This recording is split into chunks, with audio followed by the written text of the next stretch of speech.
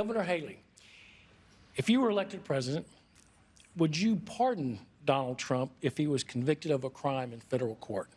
Well, thank you for that question.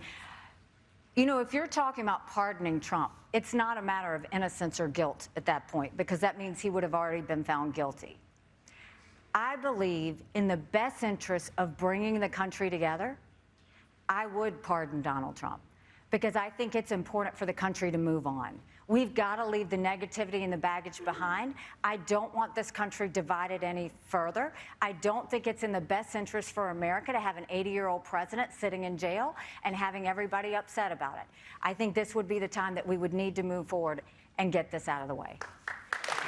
Meanwhile, Donald Trump is at his rallies calling Nikki Haley these vaguely racist nicknames and then blaming her for January 6th. We see this repeated pattern where Donald Trump personally attacks and maligns Republican politicians, and then they turn around and continue to kiss his ring. And Nikki Haley has an incredibly frustrating way of acting like she's above the chaos and above Donald Trump's antics, while also completely ignoring the crimes he's committed and the fact that he's a threat to democracy, which I know she knows. I don't like Chris Christie, but I do like how he went at the problem head on and called out Donald Trump for being a threat to not only democracy, but the Republican Party. Chris Christie understands that Donald Trump only cares about himself, and that could be the downfall of the Republican Party. And when Nikki Haley says it's not in the best interest for America to have an 80-year-old ex-president sitting in jail, it's an insanely clever way to cop out and not actually address the real issue. It's in America's best interest to have an insurrectionist who tried to pressure election officials